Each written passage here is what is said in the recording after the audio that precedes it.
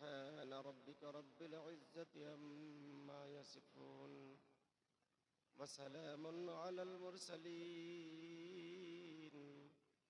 والحمد لله رب العالمين آمين بحق لا إله إلا الله محمد رسول الله mic বান ভাই আমি একটু দূর থেকে বলবো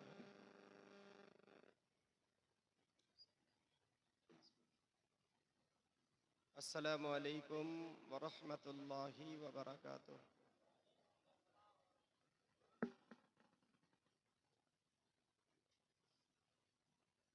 আলহামদুলিল্লাহ কাফা ওয়া সালামুন আলা ইবাদিহিল্লাযীনা ইসতাফা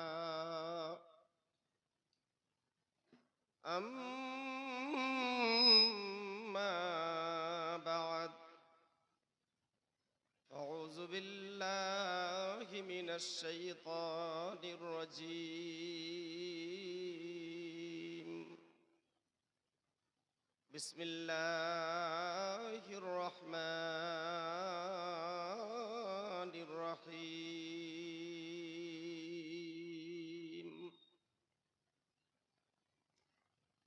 ومن يبتغي غير الإسلام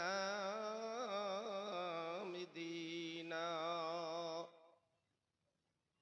صدق الله العظيم وصدق رسوله النبي الأمين المتين الكريم ونحن على ذلك لمن الشاهدين والشاكرين والحمد لله رب العالمين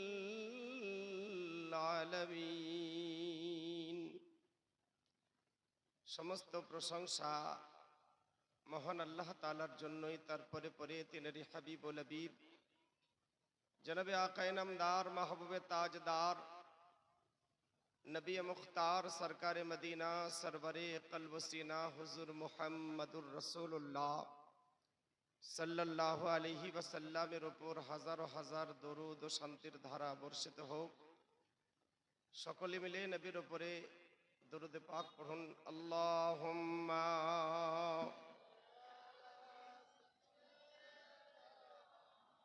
মাওলানা মুহাম্মাদ ওয়া আলা আলিহি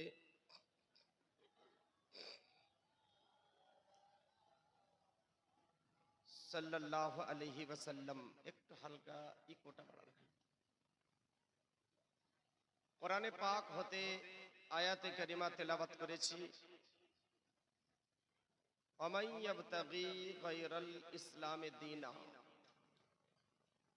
ইসলাম যদি তোমার পছন্দ না হয়, তোমার কোনো ভালো কাজ আমি আল্লাহ পছন্দ করি না। বলুন সুবহানাল্লাহ। কথাটা খুব ছোট, কিন্তু এর গুরুত্ব, এর মহত্ব বিশাল সমুদ্র। ওয়ামান ইয়াবতাগি গায়রাল ইসলামে দীনা, ইসলাম যদি তোমার পছন্দ না হয়, তো তোমার কোনো ভালো কাজ আমি আল্লাহ পছন্দ করি না। এবার বলুন, আপনারা ইসলাম পেয়ে খুশি না নারাজ? ভেবে বলবেন, ইসলাম পেয়ে খুশি না নারাজ? খুশি? সত্যি বলছেন? সারা জীবন তো মিথ্যা বললাম, এই মাহফিলে বসেও মিথ্যা, ঠিক কিনা বলেন? ইসলাম বাস্তব যদি বলেন তাহলে আমাদের পছন্দ হয়নি। ইসলাম পেয়ে আমরা খুশি হতে পারিনি, কারণ পৃথিবীর বুকে 700-800 কোটি মানুষ, তার মধ্যে বাছাই করে, তার মধ্যে 700-800 কোটি বর্তমানে আছে, আর যত চলে গেছে যত আসবে এই সমস্ত আত্মার ভিতরে আল্লাহ তাআলা মুসলমানের আত্মাগুলাকে বেছে বেছে আলাদা করেছে, বলুন সুবহানাল্লাহ। আলাদা করেই ছেড়ে দেয়নি। 1,02,24,000 পয়গম্বর কমবেশ এসেছেন। অনেকেই ওনাদের উম্মতের মধ্যে শামিল হয়েছেন। আর সবচাইতে হাই কোয়ালিটির যে নবী পাঠিয়েছেন, আমাদেরকে সেই নবীর উম্মত বানিয়েছেন, বলুন আলহামদুলিল্লাহ। আমরা সবচাইতে উন্নত নবীর উম্মত নাকি? কালকে না পরশু একটা বক্তব্য কোন যোগ্য বিজ্ঞ আলিমের বক্তব্য শুনছিলাম। বলছেন যে মুসলমানকে, ইমানদারকে আল্লাহ জান্নাতে দিবে একটা বাহানাতে। ওই বাহানা যদি আমরা আমাদের ভাগ্যে পেয়ে যাই তো হয়তো জান্নাতি হব। বাহানাটা কি? বলছে চোখে যদি কোনো কুটি পড়ে, ধুলোবালি পড়ে, তাতে যে মুসলমান আঘাত পায়, আল্লাহ হয়তো ওই বাহানাই কিয়ামতে জান্নাতি করে দিতে পারেন। আল্লাহু আকবার। এর চেয়ে সুবর্ণ সুযোগ আর মনে হয় কোন নবীর উম্মতকে দেওয়া হয়নি। আল্লাহ বলছেন, হে নবী, সবচাইতে তোমাকে আমি বেশি ভালোবাসি, আর তোমার উম্মতকেও বড় ভালোবাসি। তোমার উম্মতকেও আমি আল্লাহ বড় ভালোবাসি। তো আল্লাহ ভালোবাসো তো একটু নমুনাটা তো দেখাও, নমুনাটা শোনাও। তো আল্লাহ বলছেন, হে নবী, আমি তোমার উম্মতকে কিছু উপহার দিয়েছি। আল্লাহর নবী বলছেন, আল্লাহ আমার উম্মতকে যদি এতই ভালোবাসলে তো বয়সটা সামান্য কেন দিলে, একটু বেশি দিতে। অন্যান্য নবীর উম্মত 300, 400, 500, 700 বছর বেঁচেছে, ঠিক কিনা বলেন? আমাদের বয়স কত? গড়ান বয়স কত? ঠান্ডা মেজাজে ওয়াজ শুনবেন, খালি চিল্লাচিল্লি করলেই বক্তব্য হয় না, ঠিক কিনা বলেন? যদি বুঝাতেই না পারলাম, যদি বুঝতেই না পারলাম, তো লাভটাই কি হবে? কিছু লাভ হবে না। তাই কথা বলা করে, সুন্দর করে, আস্তে আস্তে একটা একটা করে বলবো, মন দিয়ে শুনবেন। আর যদি মন দিয়ে শোনেন, কোরআন শোনাবো, কোরআনের তর্জমা করে, মানে করে, তাফসীর করে শোনাবো। যদি দিলের ভিতরে ঢোকে যায় তো দুনিয়া এবং আখিরাত দুটোই মঙ্গল হয়ে যাবে। কার কথায় কে পরিবর্তন হয় এটা আল্লাহ পাক ছাড়া অন্য কেউ জানে না। যদি কেউ একজনও এখানে মেনে নেয় আজকের জলসায়, আর যদি ইমানদার, পাক্কা ইমানদার হয়ে বিদায় নেয়, তাহলে জানতে হবে জলসা আমাদের কামিয়াব, তাই কিনা বলে? তাই বলছিলাম, আল্লাহ বলছেন, হে নবী, তোমার উম্মতকে বড় ভালোবাসি, ভালোবাসি বলেই বয়সটা কম দিয়েছি। আল্লাহ, এটা কেমন কথা? বুঝলাম না। আল্লাহ বলছেন, হে নবী, তোমার উম্মতকে খাটাবো কম, মজুরি দিব বেশি, বলুন সুবহানাল্লাহ।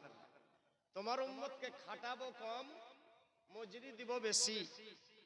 বলে আল্লাহ একটু খুলে পরিষ্কার করো না। আল্লাহ বলছেন, হে নবী, তোমার উম্মতকে সূরা ইখলাস আমি দিয়েছি। কি দিয়েছি? সূরা ইখলাস। তোমার উম্মতিকে বলে দিও, যদি একবার সূরা ইখলাস পাঠ করে 10 পারা কোরআন পড়ার নেকি দিব। এত সুন্দর আল্লাহর নিয়ামত শোনাচ্ছি, আর এরকম সুবহানাল্লাহ বললে হবে? থাকবেন কতক্ষণ?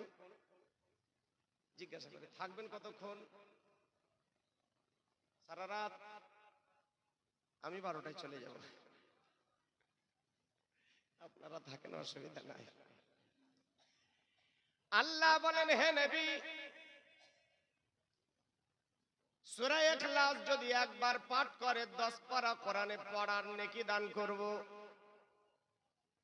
আর যদি দ্বিতীয়বার পাঠ করে তো 20 পারা, আর যদি তৃতীয়বার পাঠ করে তো 1 খতম কোরআন পড়ার নেকি আমি আল্লাহ তোমার উম্মতকে দিব। তোমার উম্মতকে বলে দিও শোবার সময় যদি 3 বার সূরা ইখলাস পাঠ করে ঘুমিয়ে যায়, এক খতম করার নেকি প্রত্যেক দিন রাত্রে পাবে। 365 দিনে 365 খতমের নেকি আমি আল্লাহ দান করব। এত বড় নিয়ামত পাওয়ার পরে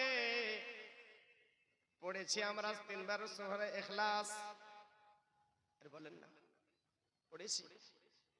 এত বড় নিয়ামত, তারপরেও ঘুমাবার আগে 3 বার সূরা ইখলাস পাঠ করতে পারলাম না। কোন মুখ দিয়ে দাবি করি ইসলাম পছন্দ করি? বলেন, পছন্দ হয়েছে? না। আল্লাহ আর কিছু? আল্লাহ বলে, হে নবী, তোমার উম্মতকে বছরে আমি কয়েকখানা রাত দেব।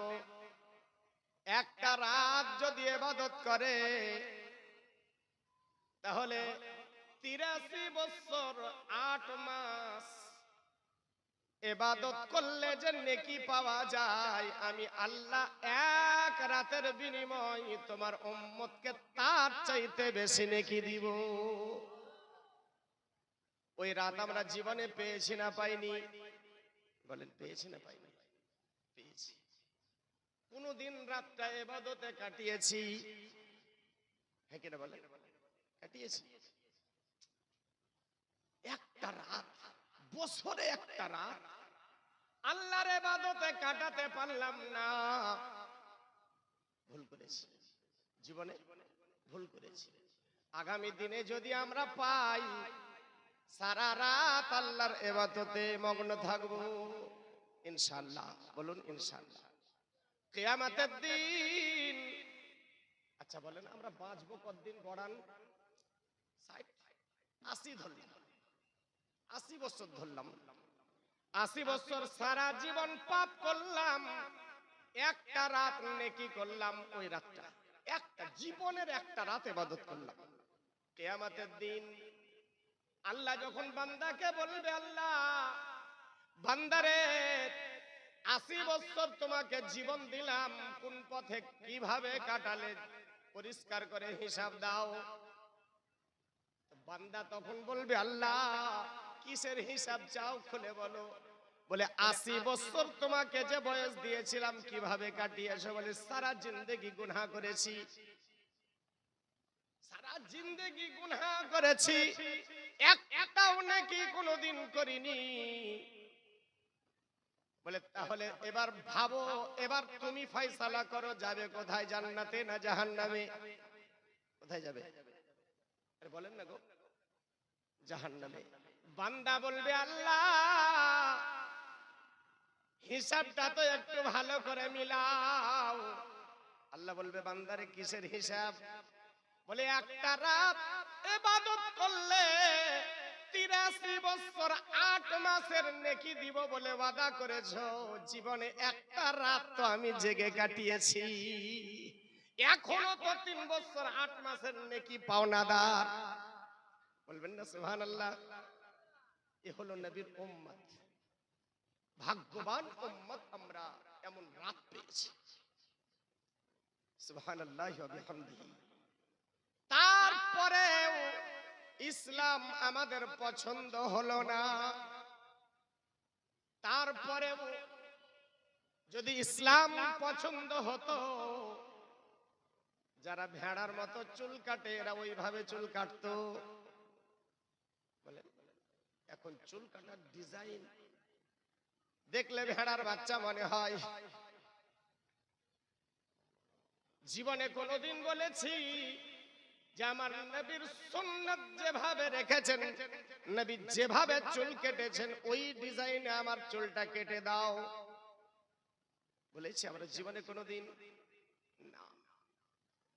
ইসলাম যদি পছন্দ ছিল, বিহাইকে মাটি দিতে যাবে, বিহাই মারা গেছে 80 বছর বয়স, বিহাই মারা গেছে, সকাল বেলায় সেলুনে গেছে, সেলুনওয়ালা আসেইনি, তার আগে গিয়ে হাজির। আরে ভাই এত দেরি করে, তাড়াতাড়ি এসো, বিহাই মারা গেছে, যাবো। আসতে একটু দেরি হয়ে গেল, চলো চলো তাড়াতাড়ি। সেলুনে বসলো, 80 বছর বয়স, দাড়ি সেভ করবে। তো দাড়িটা সেভ করবে তো গাল ঢুকে গেছে, দাঁত একটাও নাই। গালের ভিতরে খুর চালাতে নাপিত ভয় পাই, তো পাম দিয়ে ফুলাই। ইসলাম পছন্দ হয়েছে বলে মনে হয়? আরে বলেন না, ইসলাম পছন্দ হয়েছে বলে মনে হয়? আচ্ছা, আল্লাহর উপরে বিশ্বাস আছে আপনাদের? আছে? এটাও মিথ্যা। আল্লাহর উপরে যদি এত বিশ্বাস ছিল, লটারির টিকিট গুলা কে কাটতে বলল? আপনাদের এলাকায় চলে? খুব চলে। কাটে তো কাটে, স্টাইল কত! বিসমিল্লাহ,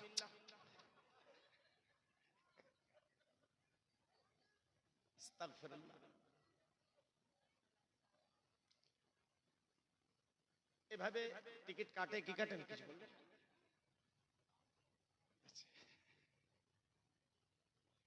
ইসলাম যদি পছন্দ ছিল,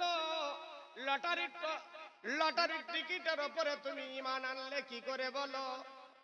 তার মানে আল্লাহ যেটা দিয়েছে ওর উপরে ও খুশি। বলেন, আছে? ভাববেন, কথা বলি, ভাববেন। আল্লাহর উপরে যদি ঈমান থাকতো, আল্লাহ 5 ওয়াক্তে 5 বার বান্দাকে ডাকে, বান্দারে আয়, আমি আল্লাহ তোর জন্য জান্নাত রেডি রেখেছি, আয় আমার সঙ্গে একটু দেখা করে যা।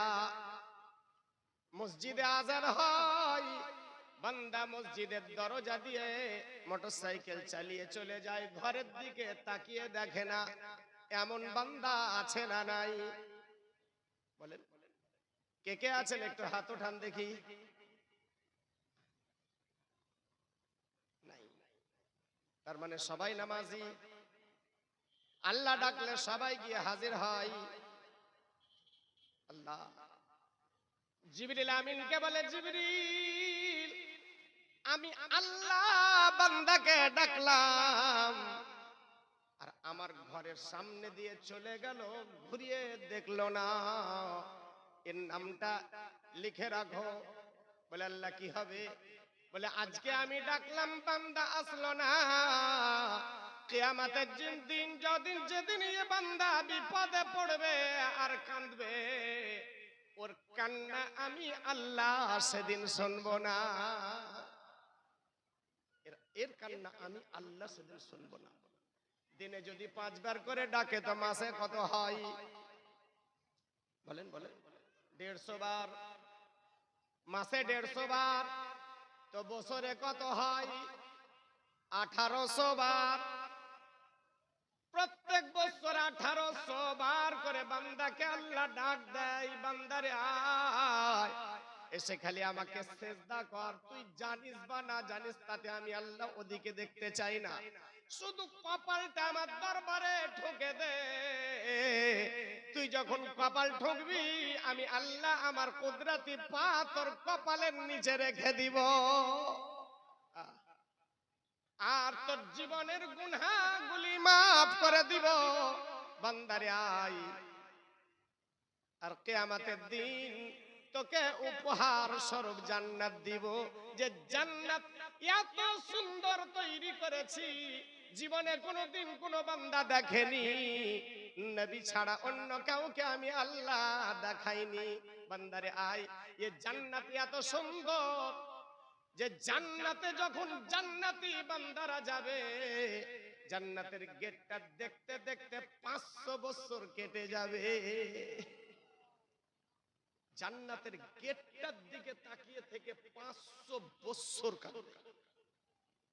কত সুন্দর গেট! জান্নাতে গেট কয়টা? বলেন, জান্নাত 8টা, গেট কয়টা? বলেন, 19 খানা গেট আছে। কতখানা? জান্নাতের নদী কয়টা? 4টা নদী আছে, সময় পেলে বলবো।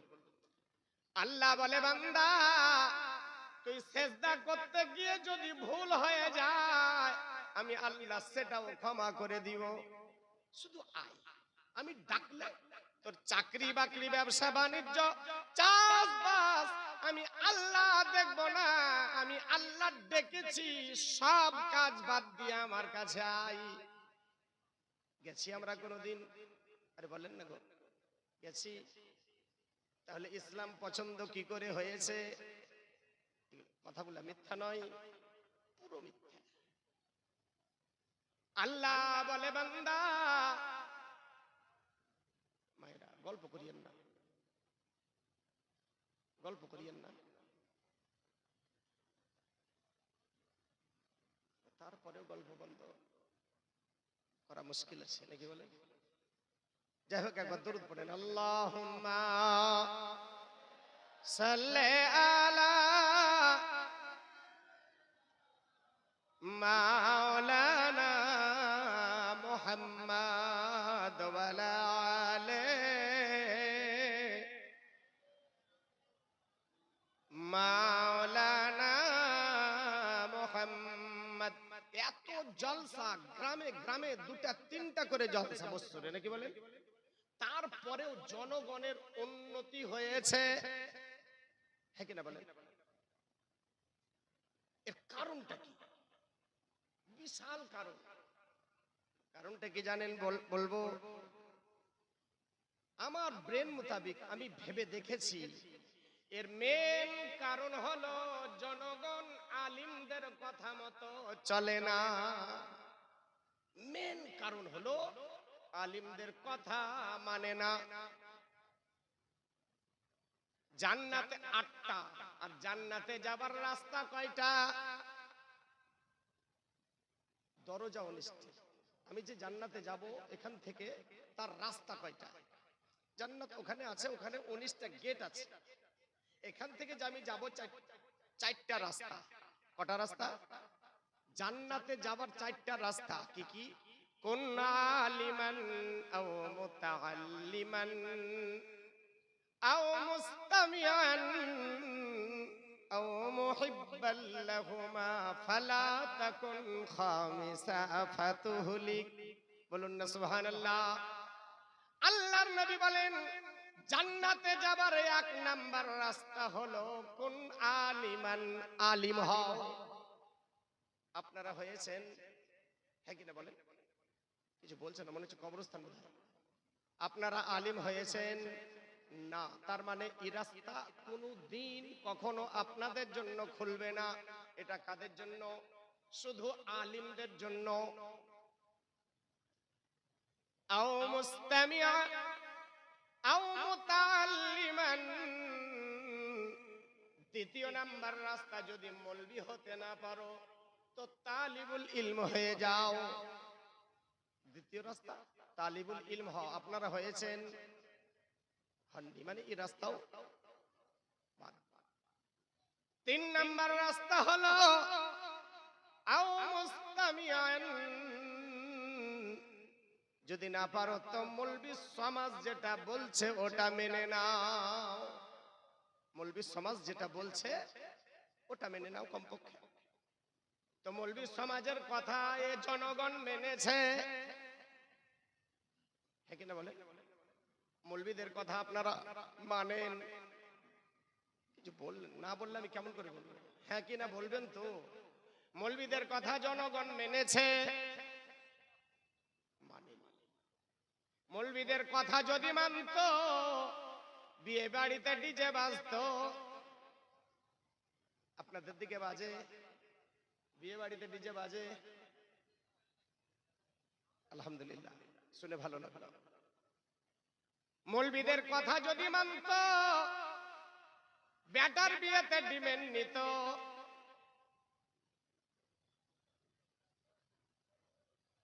সুদখোরের চাইতেও বড় হারামখোর হলো এটা, বেটার বিয়েতে ডিমেন্ড নাই যেটা। সুদখোরের চাইতেও বড় হারামখোর। বেঁচে না, বেঁচে যান, সময় আছে, তওবা করে নেন। যদি নিয়েছেন পারলে ঘুরিয়ে দেন, ক্ষমা চাহেন আল্লাহর কাছে। যদি ক্ষমা চাহেন পেতে চান।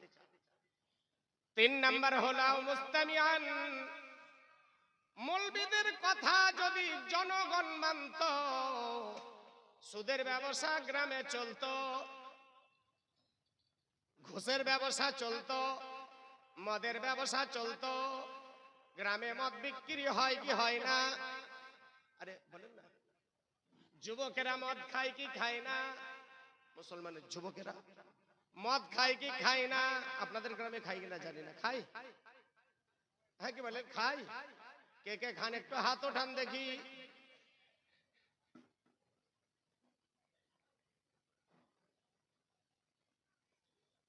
হায় হায় হায়, মদ খেতে বসেছে দুই বন্ধু হোটেলে, বলছে ভাই চাটনি দাও, চাটনি। তো দিয়েছে পোলট্রির মাংস, চাট। তো দুই মাতালে গল্প করছে, আরে কাটা না জবাই করা?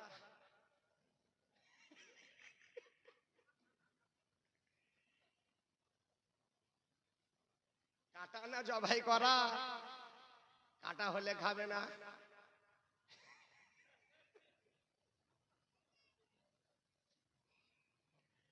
এরকম মাতালা আছে না নাই? বলেন। দেওবন্দির জবাই করা হারাম, ওটা খাবে না, কিন্তু মদ সুযোগ পেলে ছাড়ে না। ঠিক এটা বলে। মানুষ এমন হয়ে গেছে, দুধ খাই বাকিতে আর মদ খাই নগদে। ঠিক এটা বলে। দুধে যদি পানি দেয় খাবে না, আর মদে পানি না দিয়ে খাবে না। যারা এমন ব্যবহার দেখায় এদেরকে মানুষ বলা যাবে না।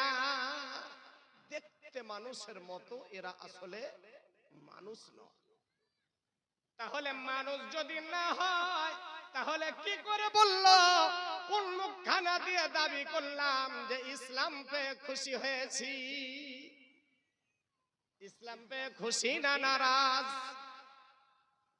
আল্লাহর কোরআন ক্লিয়ার করে দিয়েছে, ইসলাম যদি তোমার পছন্দ না হয়, তোমার কোনো ভালো কাজ আমি আল্লাহ পছন্দ করি না। আচ্ছা বলেন, কোন মদ মাতাল মদ খেয়ে যদি মসজিদে জুম্মার দিন ঢুকতে দিবে? জনগণ ঢুকতে দিবে? কি করবে? ঘাড় ধাক্কা দিয়ে বের করে দিবে। দিবে না? ঘাড় ধাক্কা দিয়ে বের করে দেয়। আর গ্রামের সবচাইতে বড় যেটা সুদখোর, ও যদি মসজিদে যায় জনগণ আগে কাতারে পাঠায়।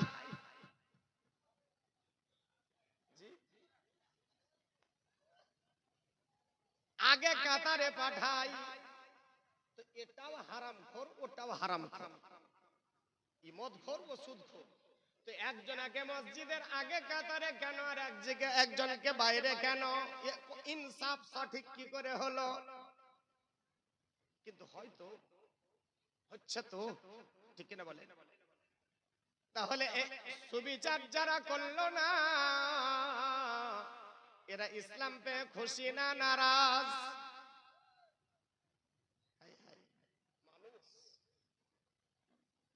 আলোচনা এটাই চাইছিলাম বা করব, যাতে আমাদের উপকারে লাগে। সমাজ দিন পর দিন নোংরা পথে এগিয়ে যাচ্ছে, বাঁচার চেষ্টা করছে না। কেন?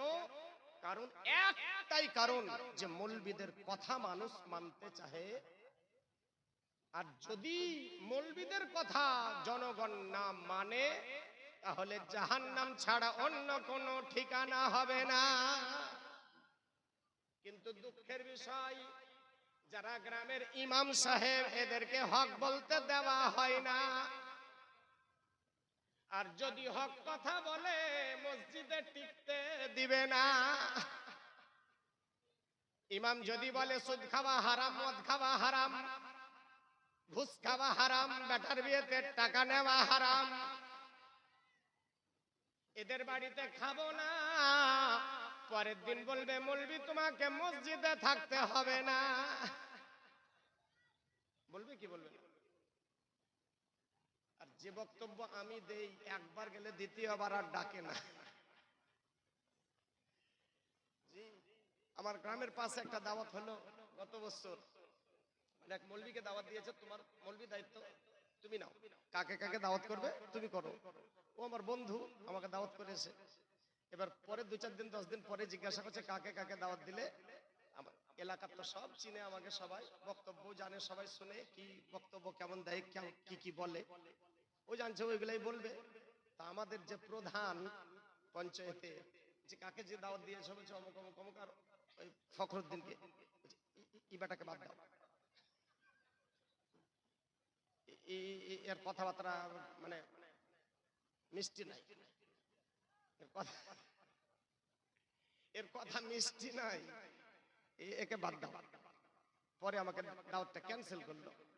আমি বুঝতে পারলাম না যে ব্যাপারটা কি, কিসের কারণে জানো, হয়তো পছন্দ হয়নি, অন্য বক্তা নিয়ে আসবে। পরে আমি জানতে পারলাম যে কি কারণে ক্যান্সেল করেছে। একবার দাওয়াত দিলে আর দ্বিতীয়বার দাওয়াত দেন বা নাই দেন, এসছি তখন ছাল ছাড়িয়ে লবণ মাখিয়ে যাবো ইনশাআল্লাহ, নাকি বলে? বলবো তো নাকি? ওইগুলা আমি বেশি বেশি করে বলি, আর ওইগুলা সমাজের দরকারও আছে, খুব দরকার, খুবই দরকার। তো 3 নাম্বার রাস্তা হলো মুস্তামিয়ান, মৌলবী সমাজের কথা মেনে নাও যদি জান্নাতে যেতে চাও। আপনারা মানেন না, মোটা কথা বলি শুনে নেন। গ্রামবাসী ইমামকে চালায় না ইমামের কথাই চলে? বলেন, উত্তরটা দেন। গ্রামবাসী মৌলবীকে চালায় না মৌলবীর কথাই চলে? মৌলবীকে চালায় মৌলবীর কথাই চলে না। মোটা কথা এটাই, পাবলিক যদি মৌলবীকে চালায় তাহলে জেনে নেন পাবলিক জাহান্নামী। কিয়ামতের দিন কোনো বাপ বাঁচাতে পারবে না, জাহান্নামী জাহান্নামী জাহান্নামী। আর যদি মৌলবী সমাজের কথা মতো চলে তো পাবলিক জান্নাতি। মৌলবীদের কথাই যদি চলে তো জান্নাতি। আর এটাই হচ্ছে আমাদের মেন দোষ, এটাই মেন দোষ। মৌলবী যেটা বলে, আর এখন বর্তমানে ইউটিউব দেখে দেখে তো সব মুফতি হয়ে গেছে, ঠিক কিনা বলে? ইউটিউব দেখেন, বাংলাদেশের বক্তাদের যা অত্যাচার, এক একজন এক এক কথা বলে, কোন মৌলবীর কথা পাবলিক মানবে আর শুনবে? পাবলিক পড়ে যাচ্ছে ঝামেলায়, ঠিক না বলেন? পাবলিক যাবে তো যাবে কোন রাস্তায়? বড় সমস্যায় পড়ে গেছে জনগণ। মনে রাখেন, ইউটিউব শুনেন কিন্তু ওর উপরে আমল করবেন। বলেন, আমল করবেন না। আজকে আমার বক্তব্য শুনছেন, আমার বক্তব্য শুনে আমল করবেন না। সবাই করতে বলে, আমি নিষেধ করছি।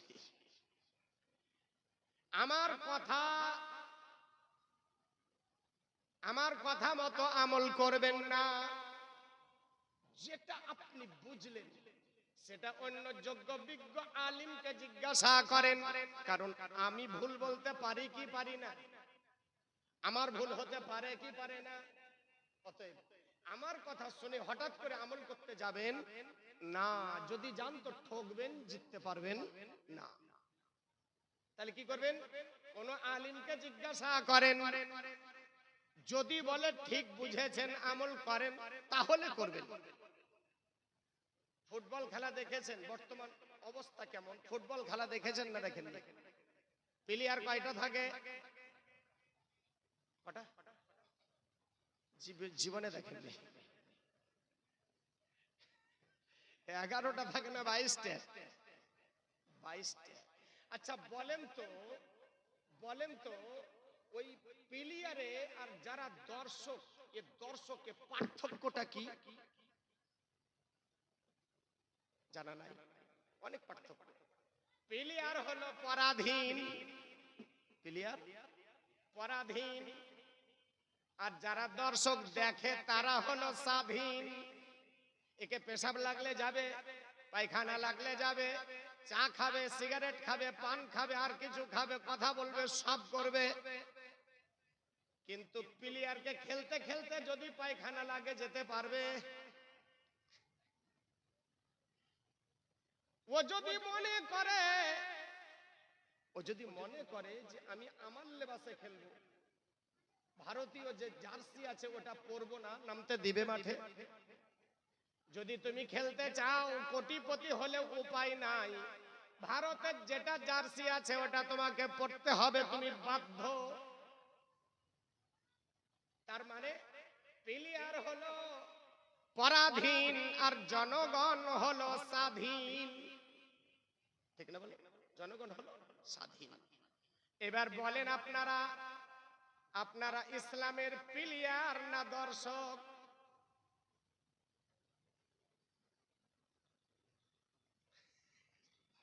টেনশনে পড়ে গেছেন, বলবো কোনটা?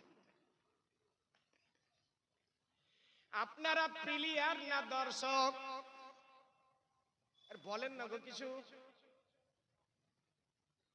প্লেয়ার যদি হলেন তাহলে জার্সি কোথায়? আপনাদের জালসায় এসেছেন তো জার্সি কোথায়? ইসলামিক লেবাস কোথায়? তার মানে ইসলাম পছন্দ হয়নি, ঠিক কিনা বলেন? এবার যদি বলেন দর্শক, তো সারা জীবন কি দেখতেই থাকবেন না প্লেয়ার সাজবেন? প্লেয়ার তো সাজতে হবে নাকি? দর্শক কতদিন সেজে থাকবেন? প্লেয়ার সাজার চেষ্টা করেন, ইসলামের কমান্ডার হবার চেষ্টা করেন। আল্লাহ আমাদেরকে তৌফিক দাও, বলুন আল্লাহুম্মা আমিন। এবার বলছিলাম যে 22টা প্লেয়ার ফুটবলটাকে লাত মেরে এদিক থেকে ওদিক, ওদিক থেকে ওদিক, খেলা শেষ, তো ফুটবলটাকে জিজ্ঞাসা করছে কি ব্যাপারটা কি, তোর অপরাধটা কি? 22টা যুবক তোকে লাত মেরে নিয়ে বেড়ায়, ব্যাপারটা কি বলতো? তো ফুটবলটা বলছে যে আমার অপরাধ হলো এটাই যে আমি অন্য জনার পামে ফুলে গেছি, আমি অন্য জনার পামে ফুলে গেছি, এটাই হলো আমার অপরাধ। বলতে চাইছিলাম যারা ইউটিউব দেখে ফতোয়া দেয়, যারা ইউটিউব দেখে মৌলবীর কথা মানে না, এরা কার পামে ফুলেছে?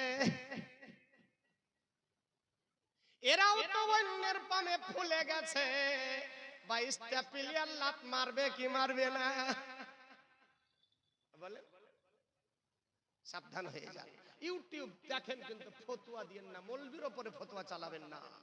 সমাজ এই মৌলবীদের কথা না শোনার কারণে অধপতনে চলে যাচ্ছে, তাই সাবধান হয়ে যান। মায়েরা, আপনাদের জন্য একটা কথা বলি, বললাম যে গ্রামবাসী যদি মৌলবীকে চালায় তো গ্রামবাসী জাহান্নামী, আর যদি মৌলবীর কথায় চলে তো জান্নাতি। মায়েদের জন্য একটা কথা বলে দিই, যখন